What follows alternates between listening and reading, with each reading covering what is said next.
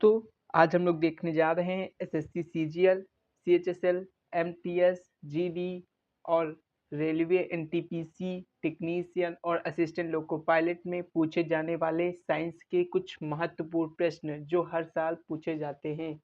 पहला प्रश्न है, मनुष्य में श्वसन वर्णक हैं क्लोरोफिल, मेलेनिन, रोडोप्सिन, हीमोग्लोबिन। तो जो मनुष्य में श्वसन वर्णक है वो क्या है? वो है आपके हीमोग्लोबिन। तो फोर्थ ऑप्शन इसका राइट आंसर हो जाएगा। अगला प्रश्न है, निम्नलिखित में से कौन सा परपरागण के लिए परागण कारक नहीं है? तो आपको बताना है इनमें से निम्नलिखित में से कौन है जो परागण कारक नहीं है। जल, जंतु, हवा, पौधे। तो दोस्तों, जल के द्वारा भी क्या होता है? परागकण का स्थानांतरण होता है। जंतु भी परागकण कारक है, हवा भी है, पर पौधे नहीं है।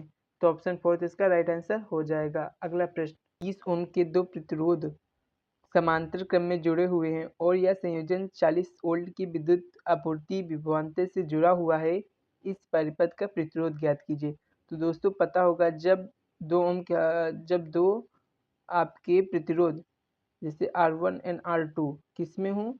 सीरीज में जब जुड़े होते हैं तो उनके जो तुल्य प्रतिरोध का फॉर्मूला क्या होता है? वो होता है आपका R1 multiply R2 upon R1 plus R2।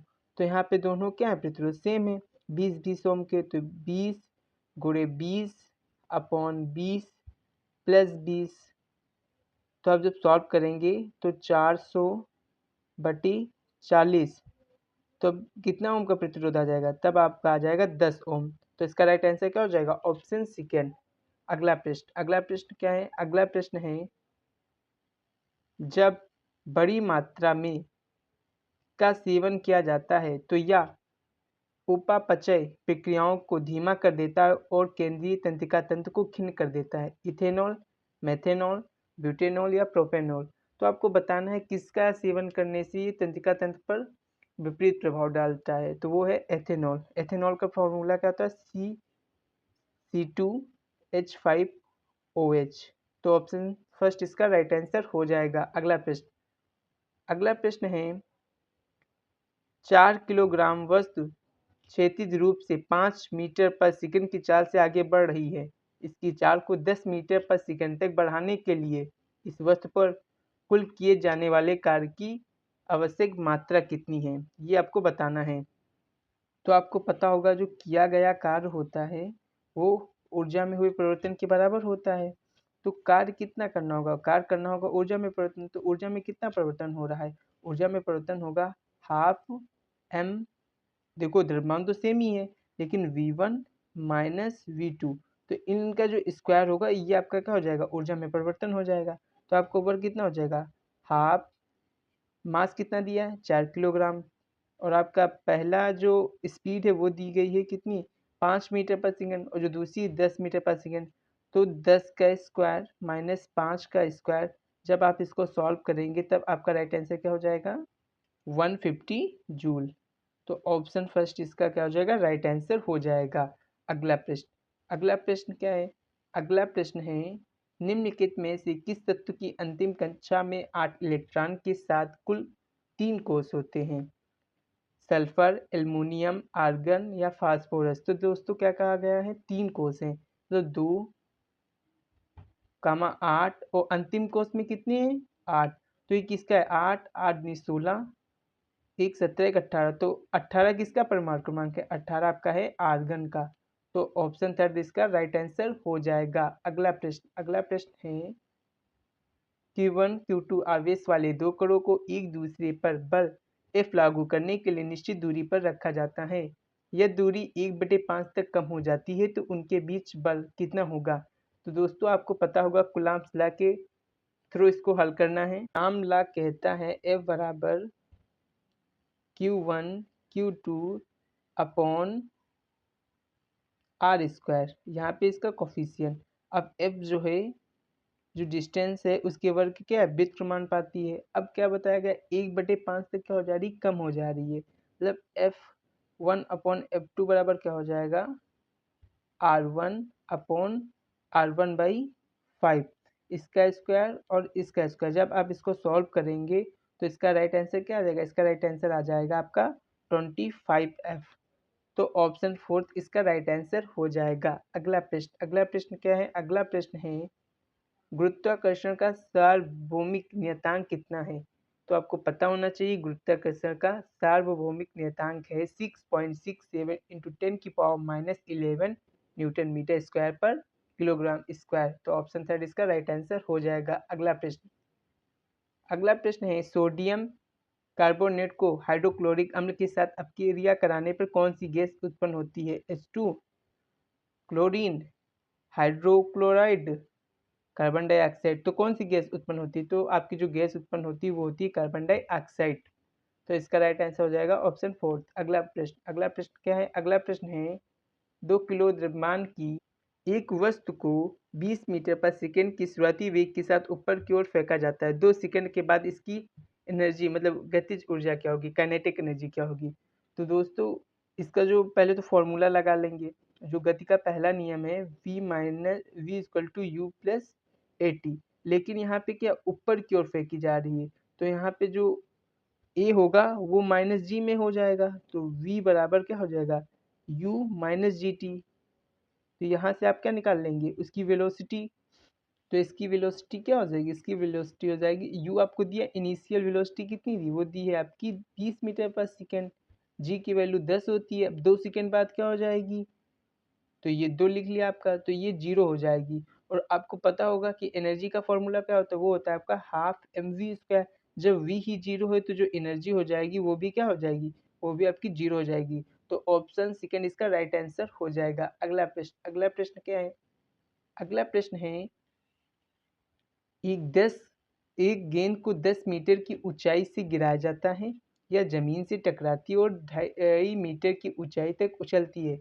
टकराव के दौरान गतिज ऊर्जा में कितने प्रतिशत की हानि होती है? तो दोस्तों इसका आपका फॉर्मूला पता होना चाहिए। जो हानि होती है, जो एनर्जी लॉस होता है, एनर्जी लॉस का फॉर्मूला होता है ρg h1 h2 upon ρg h1 initial. h1 क्या है? h जो है h1 जो इनिशियल हाइट है और h2 क्या है? फाइनल हाइट है। तो ρg h1 आपको कितना दिया है? 10 माइनस 2.5 अपॉन आपका कितना हो जाएगा? 10। ये हो जाएगा रोजी। रोजी से रोजी कैंसिल हो जाएगा। जब आप इसे सॉल्व करने जाएंगे तो इसकी वैल्यू आएगी आपकी 0.75 परसेंटेज में कितना हो जाएगा? 75%। तो ऑप्शन फोर्थ इसका राइट आंसर हो जाएगा। अगला प्रश्न है फूल के प्रजनन अंग कौन से हैं? कैलिक्स और कोरोला, कोरोला और पुंकेसर, पुंकेसर और अंडप, कैलिक्स और अंडप। तो आपको पता होना चाहिए जो फूल के प्रजनन अंग होते हैं वो अंग होते हैं पुंकेसर और अंडप। तो आपका थर्ड ऑप्शन क्या हो जाएगा? Right answer. अगला प्रश्न क्या है? अगला प्रश्न है जीवन की उत्पत्ति के बारे में ओपरिन का सिद्धांत संबंधित है।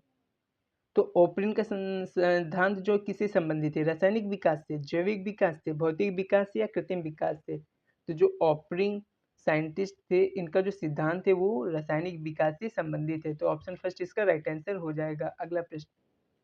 अगला प्रश्न है वह पुनरावृत्ति प्रवर्तन जिसके परिणाम स्वरूप ध्वनि का सातत्य होता है क्या कहलाता है? प्रतिध्वनि, गूंज, विरलन, परावर्तन। तो वह कहलाता है प्रतिध्वनि। तो ऑप्शन फर्स्ट इसका राइट आंसर हो जाएगा। अगला प्रश्न जब एक मैग्नीशियम रिबन हवा में जलाया जाता है तो कौन सी यौगिक बनता है? Magnesium nitrate, magnesium carbonate, magnesium oxide, magnesium nitride.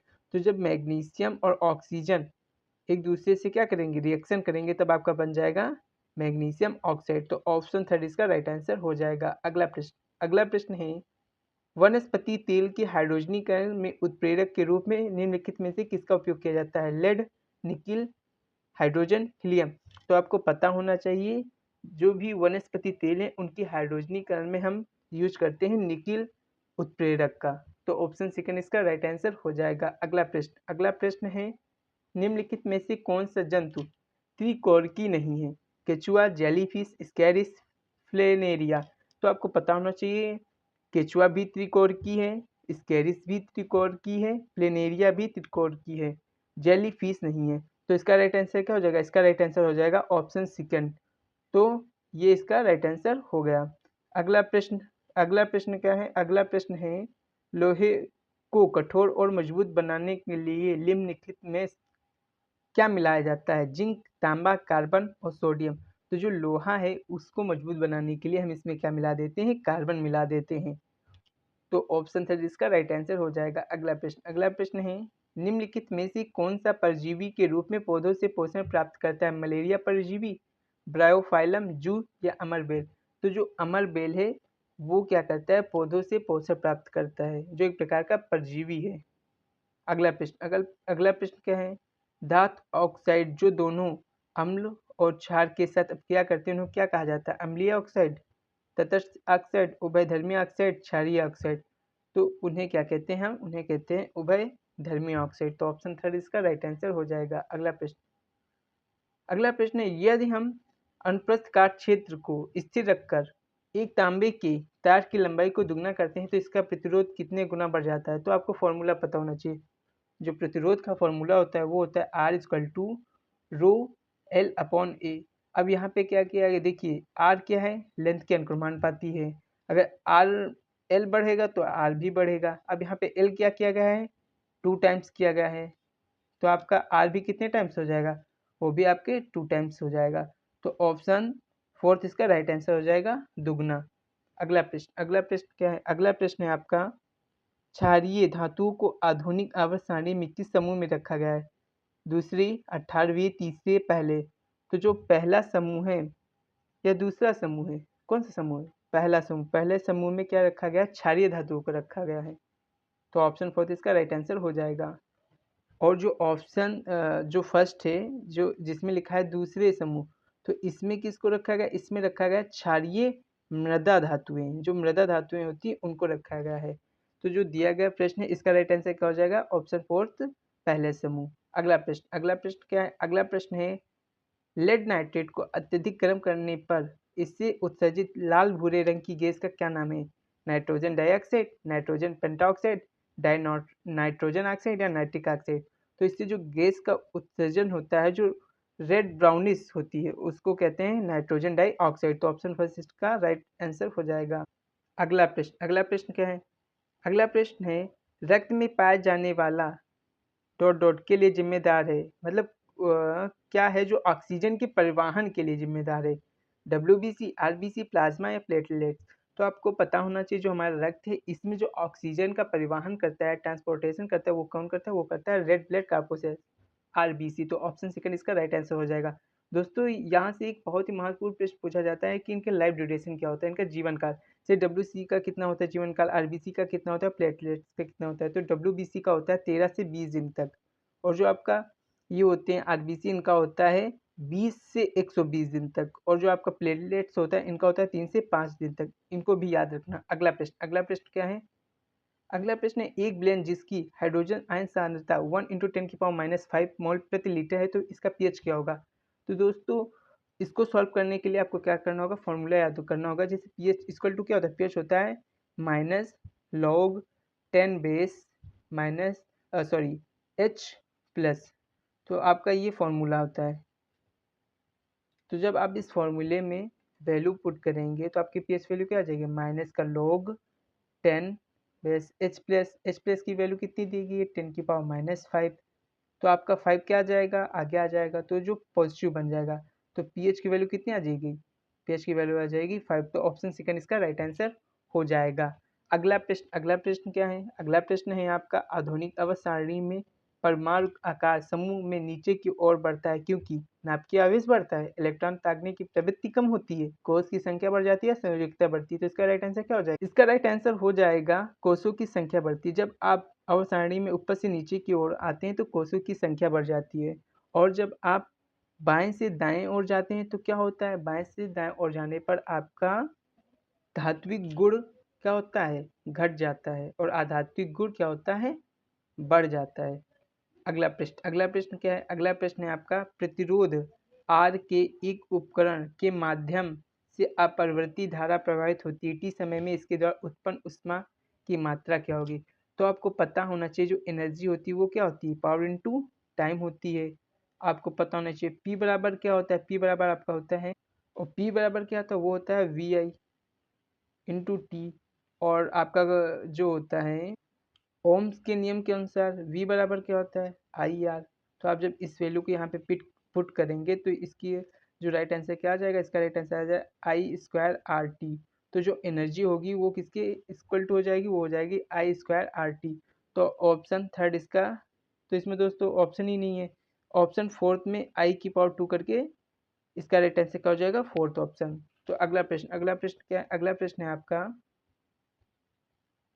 निम्नलिखित में से किस तत्व ने मेंडलीव की आवृत सारणी में एका एल्युमिनियम को प्रतिस्थापित किया, स्केडियम, जर्मेनियम या गैलियम या टाइटेनियम। तो दोस्तों जो एका एल्युमिनियम है इसको प्रतिस्थापित किसने किया था, इसको किया था गैलियम ने। तो ऑप्शन थर्ड इसका राइट आंसर हो जाएगा। अगला प्रश्न क्या है, अगला प्रश्न है, मानव आहार नाल में दीर्घ रोम कहाँ पाए जाते हैं, अग्नाशय, ग्रीसिका, अमाशय, छोटी आंत।